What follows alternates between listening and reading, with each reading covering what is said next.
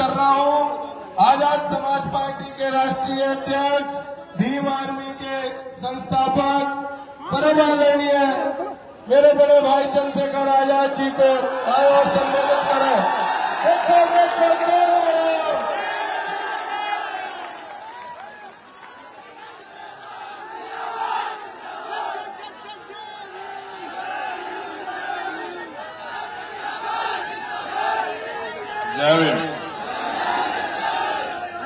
तो हम ठहरे अनुशासित व्यक्ति और हमें अपने लोग भी ऐसे ही चाहिए कि हमारे लोग भी अनुशासित हों। तो पहले तो बनाओ वो माहौल कि लगे कि अनुशासन है, तब तो हम रखें बात। और अगर तुम ऐसा माहौल ना बनाओ तो फिर हमें लगे तुम हमें सुनना ही नहीं चाहते। तो पहले तुम लोग ऐसा माहौल बनाओ जैसा हमने तुमसे मांगा आने के बाद। जब तक तुम ऐसा माहौल ना बनाओ और जब जब खराब करो तभी हम रुक जाएं, उसके बाद तब तक ना बोले जब तक तुम लोग वापस वैसा माहौल ना बना दो। और मीडिया के लोगों को रहने दो, तुम मीडिया मत बनो। तुम्हें ये मीडिया के लोगों को खड़े रहने दो, यहां तुम मत खड़े हो। तुम तो बहुत दिनों से खड़े ही हो, तुम्हें सुनता कौन है? बैठ जाओ, बैठो बैठो। अब कोई खड़े ना हो।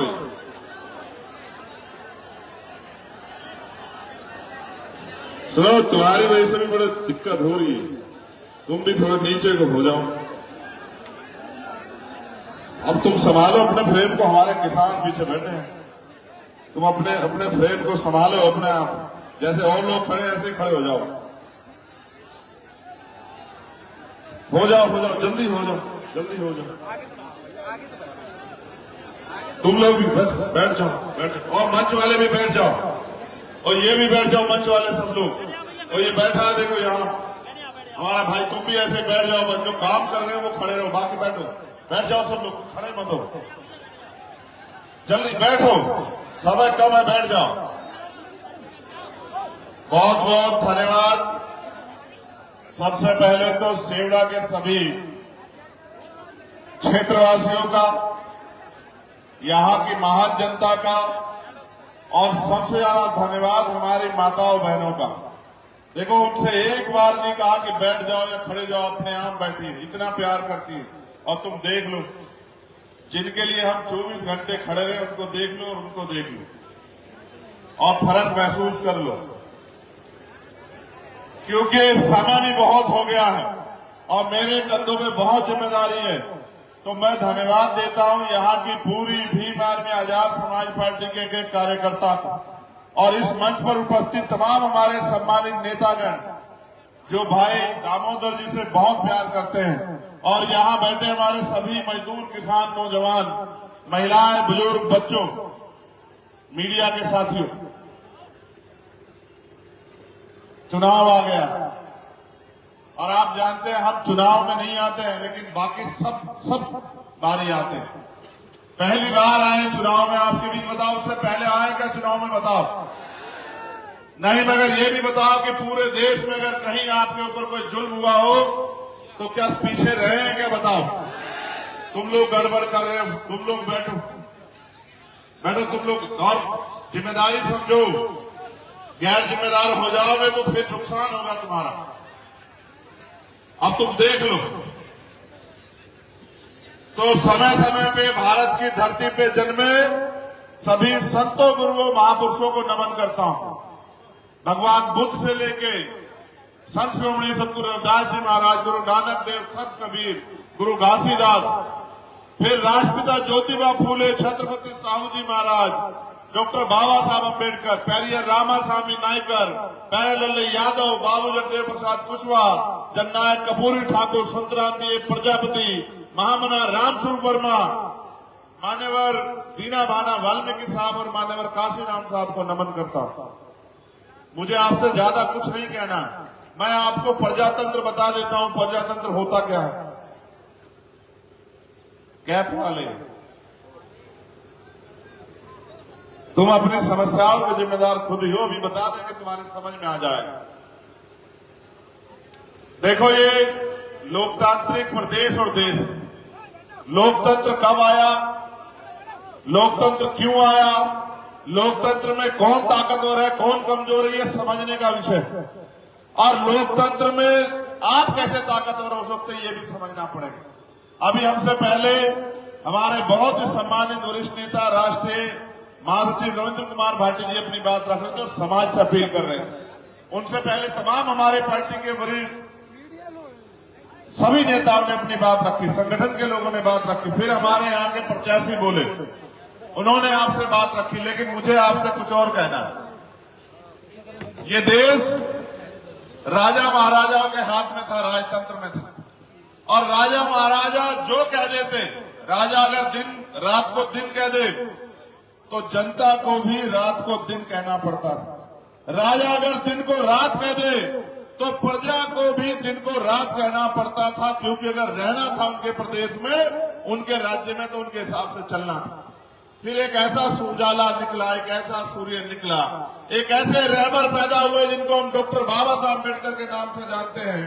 उन्होंने जो अपमान पूरे जीवन में सहा और अपने 4-4 बच्चों की कुर्बानी देके हमें हमारे पैरों पे खड़ा करने के लिए अंग्रेजों से लड़ाई लड़के अपनी एक एक बात को उन्होंने और उनके साथियों ने अंग्रेजों के सामने जिम्मेदार रख के इस देश में शोषित वंचित वर्ग के अधिकारों के लिए लड़ाई लड़ी। और एक दिन ऐसा समय आया कि देश आजाद हुआ और भारत में लोकतंत्र स्थापित हुआ। जब मिला वोट का अधिकार तो सब लोग चले गए विरोध में। कोई कहता वोट का अधिकार उसको मिले जो जमींदारी करता है, कोई कहता उसको मिले जो व्यापारी है, कोई कहता उसको मिले जो बहुत पढ़ा लिखा है, कोई कहता उसको मिले जो लगान देता है। डॉक्टर बाबा साहब अम्बेडकर ने कहा कि अगर चंद लोग फैसला करेंगे कि उनका नेता कैसा होगा, उनका विधायक कैसा होगा, उनका सांसद कैसा होगा, तो ये लोकतंत्र नहीं होगा। अगर पूरी जनता फैसला करेगी और जनता जिसके पक्ष में ज्यादा होगी, जिसको वोट ज्यादा देगी, वो अगर इस तरह से चुना जाएगा तो फिर माना जाएगा कि भारत में लोकतंत्र है। सम्मानित साथियों, ऐसा ही हुआ।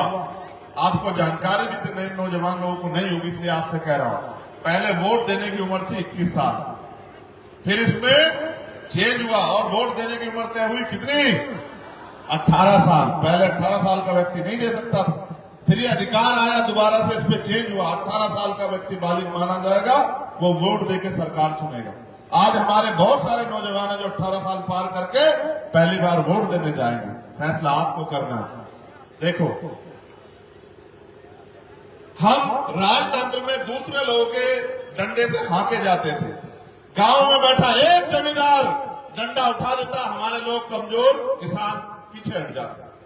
और क्या क्या नहीं सहा आपने। इतिहास का आधार होगा, तुम्हारे जख्म क्रोध होगा तो यही रो पड़ोगे। मेरी बात को याद रखना। भारत में ऐसी व्यवस्था है कि मेरे सूरवीरों, मेरे बहादुर योद्धाओं, सुनो, देवदासी प्रथा थी कि महिलाओं को दान किया जाता, बच्चियों को, और मंदिरों में धार्मिक स्थलों पर उनका शोषण होता था। आज भी चलिए इतिहास गवाह पढ़ना, महिलाओं को तन ढकने का अधिकार नहीं था, विधवा विवाह नहीं होता था, बाल विवाह होता था। पहले बच्चों को ऐसे धर्मशास्त्रों में इस तरह की बातें लिख के आपके पहले बच्चों को नदी में दान करवाया जाता था। तमाम तरह की मुसीबतें, पाबंदियां आपके ऊपर थी। आप दिन के उजाले में नहीं निकल सकते थे। आपको अपनी बात को कहने का अधिकार नहीं था, बड़ा मकान बनाने का अधिकार नहीं था, जेब में पैसे रखने का अधिकार नहीं था, सम्मान से जीवन जीने का अधिकार नहीं था, अच्छा पानी पीने का अधिकार नहीं था, अच्छा भोजन खाने का अधिकार नहीं था, अच्छे कपड़े पहनने का अधिकार नहीं था। आपको खेत में भी कोई घुसने नहीं देता था। फिर आया लोकतंत्र, भारत का संविधान एक ऐसा उजाला 26 जनवरी 1950 को कि देश का हर एक नागरिक बराबर। लेकिन जब संविधान सभा में बाबा साहब अम्बेडकर स्पीच दे रहे थे तो उन्होंने कहा कि राजनीति में वन वोट वन वैल्यू, राजनीति में तो बराबरी हो जाएगी, लेकिन जब तक देश में सामाजिक गैर बराबरी रहेगी, जाति के आधार पर छुआछूत भेदभाव रहेगा, ऊंच नीच रहेगी और आर्थिक गैर बराबरी रहेगी, अगर हमने इस विषमताओं को दूर नहीं किया तो अंततः संविधान जो है ये लोकतंत्र, राजनीतिक लोकतंत्र, सामाजिक लोकतंत्र नहीं बन पाएगा। और एक समय ऐसा आएगा कि हमारे लोकतंत्र पे खतरा मंडरा जाएगा। अब गौर करो कैसे आया खतरा। जब बाबा साहब अम्बेडकर लड़ के वोट का अधिकार दिला रहा था तो दुश्मन क्या कर रहा था, सोचो। जब ये दामोदर यादव आगे बढ़ने का प्रयास कर रहा है, इनके विरोधी क्या कर रहे होंगे, सोचो। इनके विरोधियों ने क्या किया, इनके खुद की जाति का एक प्रत्याशी एक पार्टी से उसको पैसा दिला के टिकट दिलवा दिया कि आजा लड़, हरा दे दामोदर को किसी तरह से। ये षड्यंत्र है। मैं इसलिए कह रहा हूं गौर करो कि जब बाबा साहब आपको वोट के लिए लड़ रहे थे, आपको वोट का अधिकार मिले, तो दुश्मन भी प्रयास कर रहा था। दुश्मन ने कहा कि इनके पास वोट है और हमारे पास नोट है, इनकी जरूरत पैसा है, इनको घर चलाना है, इनको रोटी, इनको मकान बनाना है, इनको बच्चों की शादी करनी है, पढ़ाई लिखाई करनी है, करवानी है, इनको इलाज करवाना है, तो इनकी वोट को हम लोग नोट से खरीद लेंगे। और बाबा साहब अम्बेडकर लंबे समय प्रयास करते रहे कि वोटों की बिक्री बंद हो जाए, क्योंकि आर्थिक गैर बराबरी थी। 14 अगस्त जब हम गुलाम थे भारत में 1947 को, 15 अगस्त को आजाद हुए, लेकिन 16 अगस्त को भी आपकी जेब में कोई पैसा नहीं आया। जो 14 अगस्त में जिसकी जेब में जो पैसा था, 16 अगस्त को भी वही था, 17 को भी वही था, 18 को भी वही था। यानी कि देश में राज तो बदला, अंग्रेज चले गए, लेकिन ना धन बटा, ना धरती बटी, ना राजपाट बटा, ना उद्योग बटे, ना नौकरी आई, और इन सबको लाने के लिए संविधान आया। तो मैंने कहा दुश्मन ने षड्यंत्र किया। षड्यंत्र ये था कि इनकी वोट को नोट से खरीद लेंगे। बाबा साहब हमारे रह अपने 4-4 बच्चों को कुर्बानी देके और 22-22 घंटे जाग के समाज को तैयार करते रहे कि मेरे लोगों, अपनी वोट का सौदा मत करो, वोट को बेचो मत। लेकिन वो बोलते बोलते चले गए, मेरे लोगों हमारा राज स्थापित नहीं हुआ, आपने बात नहीं मानी। फिर मान्यवर काशीराम साहब क्लास 1 के अधिकारी, एक बार बाबा साहब के अम्बेडकर के मिशन के बारे में पता लगा, नौकरी छोड़ दी। आज हमारे लोग नौकरियों के पीछे भागते हैं, कहते हैं नौकरी पहले मिशन बाद में। मान्यवर काशीराम साहब ने क्लास 1 की नौकरी छोड़ दी, साइंटिस्ट थे, और कहा मैं समाज को पैरों पे खड़ा करूंगा। मैं अकेला व्यक्ति बहुत अच्छा भोजन खा रहा हूं, बहुत अच्छी सुविधाओं, मेरा समाज मिट्टी में मिला हुआ है, मेरा समाज अपमान सह रहा, मैं चैन से नहीं बैठूंगा। गली गली निकले, आपके क्षेत्र में आएंगे सेवड़ा के मेरे लोगों, और लोगों को जाके समझाया कि उठ जाओ, खड़े हो जाओ। और एक नारा देते थे वो कि वोट की रक्षा बहन बेटी की रक्षा की तरह करनी है। कैसे करनी है, कैसे करनी है बताओ। उनका उद्देश्य क्या था कि बाबा साहब अम्बेडकर जो पीड़ा महसूस करते थे कि वोट हमारे पास है, नोट इनके पास है, ये हमारी वोट को नोट से खरीद रहे हैं। उन्होंने नारा इसलिए दिया कि लोग वोट को बेचना बंद करें, वोट की शक्ति समझे। और एक समय आया कि लोगों ने वोट बेचना बंद कर दिया, और एक समय आया कि हम राजनीतिक रूप से ताकतवर होने लगे। दुश्मन ताकतवर है, समझदार है। फिर उसने करा क्या, इस बात को भी समझ लो। उसने कहा भाई अब देखो काशीराम जैसा एक आदमी आ गया है, जो तोड़े से टूट नहीं रहा है, जो डराए से डर नहीं रहा है, जो खरीदे से खरीदा नहीं जा रहा है, अब कैसे करोगे। उन्होंने कहा अब तक हम वोट खरीदते थे, अब वोट की गठरी खरीदेंगे। अब हमारा आदमी इनकी पार्टी में जाएगा, वहां से टिकट लेगा, वोट इनका लेगा और काम हमारा करेगा। और अब ऐसा ही होता है। दामोदर यादव को प्रत्याशी हमने क्यों चुना पता है आपको? सिर्फ इसलिए नहीं चुना कि ये विधायक बन जाए, इसलिए चुना क्योंकि ये नेता नहीं, ये लीडर है, ये लड़ता आ रहा है, हमारे गैर मौजूदगी में लड़ता आ रहा है। और मैं ये मानता हूं कि अगर आपके बीच में एक लीडर खड़ा हो गया तो एक के पीछे एक इतने लीडर तैयार होंगे। ये मध्य प्रदेश है, यहाँ 90% आबादी दलित, पिछड़े, आदिवासी और माइनॉरिटी के लोगों की है। आपने जातिगत जनगणना बिहार की देखी, बिहार की जातिगत जनगणना कहते हैं कि 90% आबादी दलित, पिछड़े, आदिवासियों और मुसलमानों की है। और फिर अभी आर्थिक आंकड़े जारी नहीं हुआ, अगर आर्थिक आंकड़े जारी होंगे आपको जानकारी होगी कि 90% लोग 10% पैसे से अपने बच्चों का पेट किस तरह पाल रहे हैं, आपको पता लगेगा। और 10% लोग 90% पैसे से कैसे ऐश कर रहे हैं भारत में, इसका भी आपको पता लगेगा कि क्या चोर बाजारी चल रही है। अमीर का कुत्ता भी एसी में सोता है, अमीर का कुत्ता भी 4 पहियों की गाड़ी में घूमता है, और किसान को बंद कर देते हैं 10,000 रुपए में। 1-1 लाख करोड़ रुपए लेके इनके पूंजीपति मित्र मोदी जी के भाग गए। किसी ने सवाल नहीं पूछा, आप 10,000 रुपए का बिल रोक लो, आपकी बिजली काट देंगे और आप पर मुकदमा करके आपको जेल भेज देंगे। ये हालत है आदेश की। मैं आपको कहना चाहता हूं, और आप चेक करा लो, केंद्र सरकार और स्टेट की सरकार के जो गोदाम में अनाज सड़ रहा है, गरीब के पेट तक नहीं पहुंचाना, गरीब भूख से मर जाए, लेकिन वो अनाज सड़ जाएगा, उससे कोई फर्क नहीं पड़ता। अंत सरकारों का उद्देश्य ये है कि ये अपने पैरों पे खड़ा ना हो और इनका पेट ना भरे, इसलिए व्यवस्था बना के आपको लूटने, खसोटने और खरीदने का काम किया जा रहा।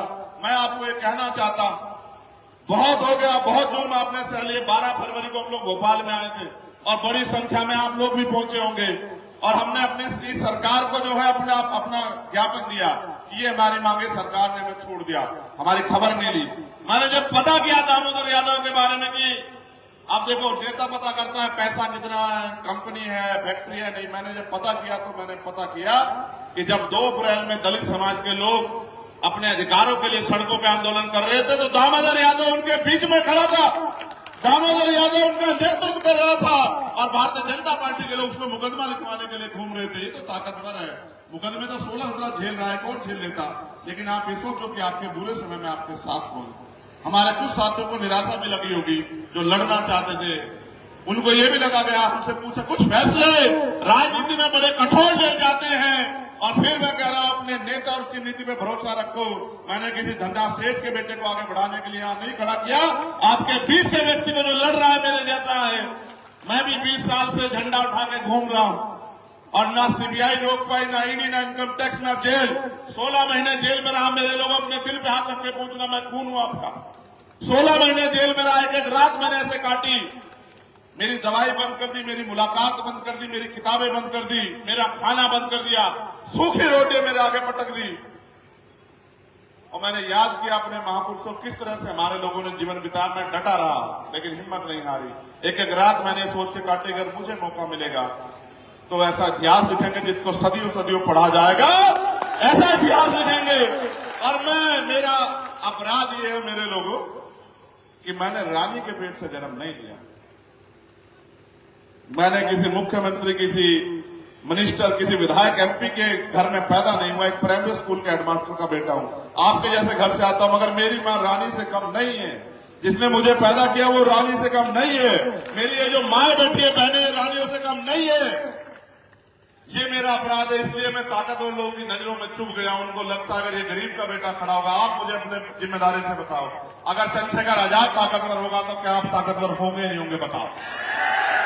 अभी तो शुरुआत हुई है। आज मैं यहाँ सभा करने आया हूँ, यहाँ एक और बड़ी सभा होगी दूसरी पार्टियों की और उनका एक सूत्रीय कार्यक्रम होगा कि चंद्रशेखर आजाद ताकतवर नहीं होना चाहिए, चाहे बीजेपी जीत जाए चाहे कांग्रेस जीत जाए। मैं आपसे पूछना चाहता हूँ, यहाँ कांग्रेस भी थी, यहाँ बीजेपी भी थी, आपका भला हुआ क्या, आप बताओ। मैं तो यहाँ वोट मांगने नहीं आया, मगर ये बताओ कभी आपके ऊपर आंख उठी, मैंने पीछे पलट के देखने दिया आपको? आज अगर आप मुझसे प्यार करते तो मैंने कुछ दिया थोड़ा ही आपको, बस आपके लिए मेहनत करके प्यार कमाया। और जब मैं इनकी सीबीआई इनकम टैक्स से नहीं रुका तो इन्होंने मेरे ऊपर गोली चलवा दी। मैं 4-4 गोली खा के बैठा हूं, लेकिन मैं 30वें दिन गया था भरतपुर ये बताने के लिए कि शेर का बच्चा हूं, हटूंगा नहीं। विशेष बात को याद रखना, डॉक्टर बाबा साहब अम्बेडकर का सिपाही हूं, हौसला नहीं दिखाने दूंगा। और याद रखना, अगर एक चंद्रशेखर आजाद जाएगा तो लाखों चंद्रशेखर आजाद तैयार हो गए देश में, तुम रोक नहीं पाओगे। और फिर कहता हूं, डॉक्टर बाबा साहब अम्बेडकर ने कहा कि 21वीं सदी हमारी है, कोई रोक नहीं सकता। 21वीं सदी में दलितों का, पिछड़ों का, आदिवासियों का और अल्पसंख्यक समाज में मुसलमान, जैन, सिख, बौद्ध कमजोर वर्गों का राज आने के लिए बाबा साहब अम्बेडकर ने तो रानी का पेट बहुत दिन पहले चीर दिया था, आजाद होने से पहले, और कहा कि रानी के पेट से अब राजा नहीं पैदा होगा, राजा आपके वोट से तैयार है। ये कौन राजा, ये कौन राजा है जो कह रहा हम राजा? लोकतंत्र है। अगर जो खुद को राजा कहता आपके दरवाजों पे चुनाव के समय नाक रगड़ता हुआ दिखाई दिया, तब मुझे बताना डॉक्टर बाबा साहब अम्बेडकर की वोट में कितनी शक्ति। राजा भी आएगा, महाराजा भी आएगा, सेठ जी भी आएंगे, भट्ट जी भी आएंगे और आपके दरवाजों पे नाक रगड़ेंगे और ये कहेंगे मेरी माँ हो, मेरी बहनों, मेरे बच्चों, मेरे बुजुर्गों, कुछ पैसे ले लो, शराब ले लो, साधन ले लो। वो तुम्हारा भला चाहने नहीं आएंगे, वो तुम्हें बेखरीदने आएंगे। मैं तुमसे पूछना चाहता हूं, तुम बिकाऊ हो? बिकाऊ हो तो भैया पीछे हट जाओ। ये नीला पटका डालने के लिए बहुत बड़ा जिगरा चाहिए, बाबा साहब का झंडा उठाने के लिए बहुत बड़ा जिगरा चाहिए और बाबा साहब का आंदोलन चलाने के लिए बहुत बड़ा दिल चाहिए। ये कोई आसान काम नहीं है। हमारे सामने का अभी बैठे हुए ये खड़े हो जाओ, खड़े हो जाओ।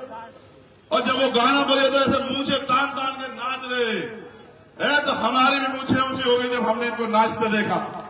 ये नीला झंडा ये बाबा साहब अम्बेडकर ने हमें दिया और हमने बहुत प्रयास किया मेरे लोगों कि जो पुराना दल है हम एक हो जाए, लेकिन हमारी गलती इतनी अच्छी है, एक तो हम गरीब परिवार से आते हैं, दूसरी हमारी स्पीड ज्यादा है, समझ रहे हो?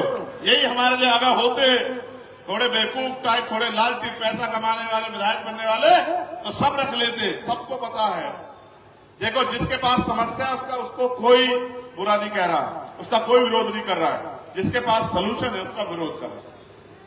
और हमारे पास सलूशन, एक बार मौका दे के देखो, आपने सबको दे दिया। बेहतर शिक्षा हर गरीब के लिए, हर परिवार के लिए सुलभ शिक्षा। अगर डॉक्टर, इंजीनियर, आईएएस, आईपीएस बनना चाहता तुम्हारा बच्चा, तुम्हें जमीन नहीं बेचनी पड़ेगी, किसी आगे हाथ नहीं फैलाना पड़ेगा, कोई कर्ज नहीं लेना पड़ेगा। ये जवान दे के जाऊंगा यहां से आपको। अगर बहन बेटी की शादी करनी हो तो किसी की तरफ उम्मीद से नहीं देखना पड़ेगा, गिरवी नहीं रखना पड़ेगा आपको। और अगर बढ़िया इलाज है, मैंने तो खोया अपने पिता को, मेरी जेब में पैसे होते, मैं भी धंधा सेठ का बेटा होता तो बचा लेता अपने पिता को। जिस दिन आप पे पड़ेगी होगी, आपको याद आएगी कि आपका पिता बीमार होगा, आपका भाई बीमार होगा, माँ, बच्ची बीमार होगी, बहन, और आपके जेब में पैसे नहीं होंगे तो मेरी स्थिति में आ जाओगे, आपको याद आएगा। मैंने अपने पिता को खो दिया, मैंने उसी दिन तय कर लिया था किसी गरीब को आंसू नहीं बहाने दूंगा। लेकिन याद करो यार, हम हजारों की संख्या में यहां इकट्ठा हुए दामोदर, कई बार तुमने इससे बड़ी बड़ी भीड़ जुटाई होगी, मगर शक्ति किस चीज में इनको ये पता नहीं है। शक्ति वोट से मिलती है, भीड़ से नहीं मिलती मेरे लोगों। अगर आपने एक एक वोट दामोदर भाई के पक्ष में डाल दी तो फिर आप शक्ति विहीन नहीं रहोगे, फिर आप शक्तिशाली हो जाओगे। वरना मेरी सभाओं में आते रहो, खूब नारा लगाते रहो। मैं रास्ते में रुका, गुजर समाज के बहुत सारे लोग थे, जय भीम जय मीर बोल के नारे लगा रहे थे, माला घेरे थे। मैंने उनको भी समझाया कि माला मेरे गले में कितनी डाल दो, कुछ नहीं होगा। बहुत नारे लगा लो, कुछ नहीं होगा, जब तक आप गली में निकल के, गांव में निकल के, और जो रूठे नाराज लोग हैं उनको तैयार करके अब एक एक वोट आजाद समाज पार्टी के समर्थन में और केतली निशान पे 17 तारीख को नहीं डालोगे तो चंद्रशेखर आजाद को गोलियां खानी पड़ेंगी। क्योंकि जब तक मेरे पास ताकत नहीं होगी तब तक मैं गोलियां तो खाऊंगा। लेकिन सोचो, अगर हमारे पास ताकत होगी तो कोई आप पे गोली चला देगा क्या?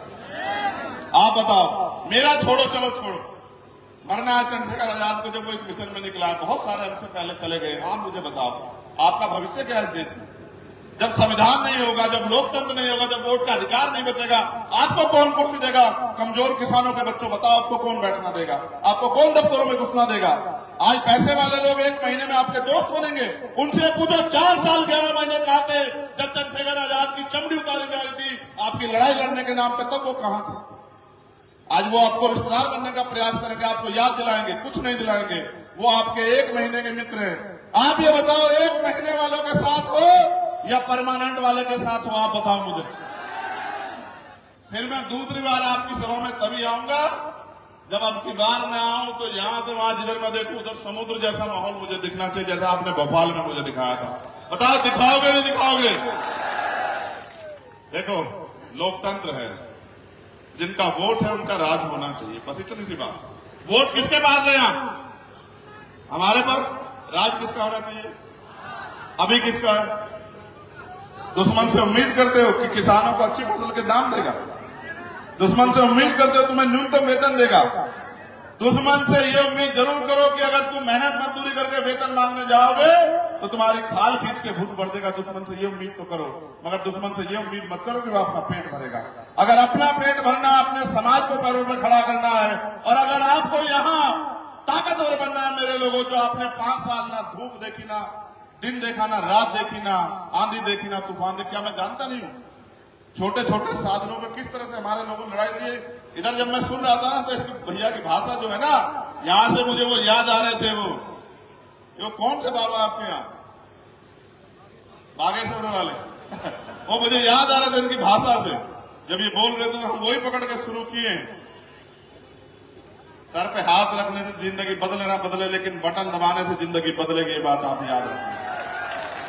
मैं किसानों से भी पूछना चाहता हूं, आप चाहते हो दामोदर यादव आगे बढ़े? देखो मेरी बात सुनो, जातियों को तोड़ के नहीं, जातियों को जोड़ के जीत सकते हैं। एक जाति से कामयाब नहीं हो सकते हैं। आप अपनी पूरी 100% लगाना, ये इधर से अपना 100% लगाए, उधर से किसान 100% लगाए, और ऐसी मिसाल कायम करना। देखो याद रखना, बहुत चारों तरफ अंधेरा, एक जुगनू जला दो अपने जिले में, बस तुम दतिया में, और दामोदर यादव को भेज दो विधानसभा। अब मैंने कहा कि मैंने विधायक नहीं देखा दामोदर यादव, मैंने देखा कि वो लीडर, और अगर उसको मौका मिला तो उसकी छाव में हजारों लोग, तो क्या हमारे छाव में हजारों नेता तैयार नहीं हुए क्या? बताओ आप मुझे।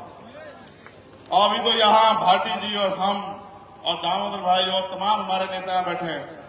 अभी तो देखो ये गठजोड़ क्या कमाल करके दिखाएगा, आप ध्यान रखना मेरी बात, ठीक है। इसलिए आपसे आग्रह करूंगा, क्या निशान है आपका, जरा जोर से बताओ। असल समस्या कहां है कि पता है, इनके साथ। अभी तुम्हारी जिम्मेदारी ये है कि तुम्हें घर में जाके माओ बहनों को बताना निशान क्या है, ठीक है। नहीं बताओगे तो वो जाएंगे तो चंद्रशेखर को ढूंढने, मगर ढूंढेगी कहां। ईवीएम क्या चंद्रशेखर मिलेगा क्या? ईवीएम में क्या मिलेगा? देव देव सुनो, ये दामोदर भाई बताए ना कि केतली निशान क्यों रखा, हम बताएं। एक चाय वाले ने पूरा देश बेच दिया है, हमने उसकी चाय की दुकान बंद करनी है, ठीक है, जो देश सलामत रहे। समझ रहे नहीं समझ रहे हो? देश नहीं बिकने देना, ये देश हमारे महापुरुषों के बलिदान पर टिका। और सुनो, ये केतली कुछ जैसा नहीं लगता, चिराग जैसा, अलादीन का चिराग बचपन में देखे हो तुम सब लोग, लगता है नहीं लगता है? तुम इसको दबा देना जोर से, और इसमें इसको जब तुम दबा दोगे तो कौन निकलेगा तुम्हें पता है? अभी निकल जाए रविंद्र भाटी तो चिंता मत मानना, और निकल जाए दामोदर यादव तो भी चिंता मत मानना, और निकल जाए चंद्रशेखर आजाद तो चिंता मत मानना। तुम जिसको भी कह दोगे, और क्या कहता था वो, टीवी में सुना है ना कि क्या हुक्म मेरे। अब अगर अपनी समस्या पूरी करवानी तो फिर, और अगर समस्याओं में रहना है तो फिर कुछ भी दबा देना। अब ये बताओ, ये वोट का अधिकार बिकने के लिए मिला है, गुलामी की बेड़ियां काटने के लिए? तो इस बार काटोगे नहीं काटोगे बताओ। मैं अपने नौजवान भाइयों से कहना चाहता हूं, रोजगार मिल रहा है क्या? जेब में पैसे है क्या? सुनो इधर देखो, देखो क्या दिखाएं पता, कुछ दिखाएं इसमें खास है, चमड़े की है, चमड़े की। कारण बताएं क्या है? ये चमड़ा हमारे शरीर पे भी है। अब चमड़ा चाहे सर पे रखने के काम आए या पैर में, अब तुम तय करो। अब हम तुम्हें बता दिए सारी बात, अगर कर दिए गलती तो फिर खाल खींचेगी, दुश्मन खींचेगा। फिर मुझसे मत कहना रोज चिल्ला के कि आज यहाँ हत्या कर दी, आज यहाँ, मुझसे मत कहलवाओ। अगर कोई जुल्म होगा सेवड़ा में तो आप जिम्मेदार होंगे, अगर आपने गलती की, मेरे लोगों याद रखो। क्योंकि काशीराम साहब के जिनका राज होता है, उनकी बहन बेटे की तरफ कोई आंख उठा के नहीं देखता, उनको किसी आगे हाथ फैलाना नहीं पड़ता। साहब कहते थे अगर गलती की तुमने तो फिर मुझसे मत रोना कि हमारी खाल तार ली, मैं तो फिर भी आऊंगा। लेकिन अगर गलती नहीं की तो फिर क्या होगा कि सारी बहन बेटियां सुरक्षित रहेंगी, किसी गरीब की तरफ कोई आंख नहीं उठाएगा। और मैं तो फिर कह रहा हूं, आज फिर कह रहा हूं तुमसे चिल्ला के, ऐसा राज लेके आएंगे कि किसी कमजोर किसान कमेरे की बेटी की तरफ, गरीब की बच्ची की तरफ कोई सामंती आग उठा के नहीं देखेगा, उसका इलाज कर दिया जाएगा। ये बात याद रखना। किसी की जमीन पे कोई कब्जा नहीं करेगा, कोई सामंती भारतीय जनता पार्टी के सहारे पे, उसका इलाज कर दिया जाएगा। और कोई अधिकारी कर्मचारी किसी को, निर्दोष को फंसा नहीं पाएगा, चाहे वो मुसलमान हो, चाहे वो पिछड़ा हो या दलित हो, आदिवासी कोई हो, चाहे किसी के घर पे जबरन बुलडोजर नहीं चलेगा, वरना ये सब यही है। तुम मानते हो संविधान को खतरा है? कितने लोग मानते हो? हाथ खड़े करियो। फिर एक बात का जवाब और दे दियो, ये सब सारी पार्टियां यही है, उन पर विधायक एमपी भी है, फिर कहां को खतरा हुआ बताओ?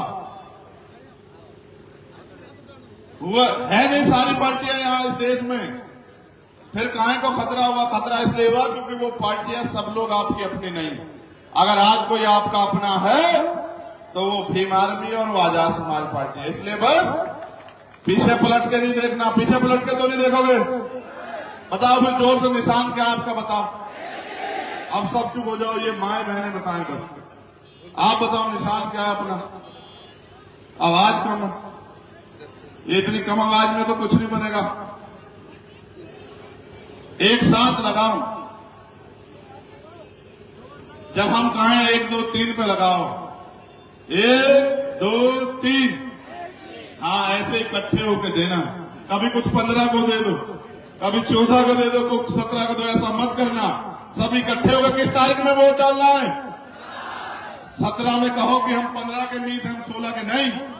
अच्छा सुनो, कोई पैसा शराब लेके आए शराब ऐसे बुरी चीज है, कोई पैसा पूसा दे तो रख लेना, घबराना मत। हम हैं जो तुमसे वापस कोई छीन ले, हमें बता देना, तो उनका पैसा नहीं है, सब हराम का कमाया हुआ, समझ रहे हो, तभी लुटा रहे हैं। गरीबों की जमीन, गरीबों की खाल खींच खींच के कमाया, गरीबों का पैसा है। इसलिए अगर तुम्हें कोई पैसा दे तो रख लेना, कोई सेठ जी, कोई राजा जी दे तो रख लेना, और बता देना अगर कोई कुछ कहे कि हम उनके भाई। समझ रहे हो, समझ रहे हो, समझे नहीं समझे? मगर उनका पैसा जेब में गिर के तुम ईमानदार हो, खराब तो नहीं हो जाओगे, पक्का? हाँ तो ठीक है, बहुत बढ़िया, बहुत बहुत धन्यवाद। जय भीम, जय भारत, जय मंडल, जय जोहार, जय संविधान, जय जवान।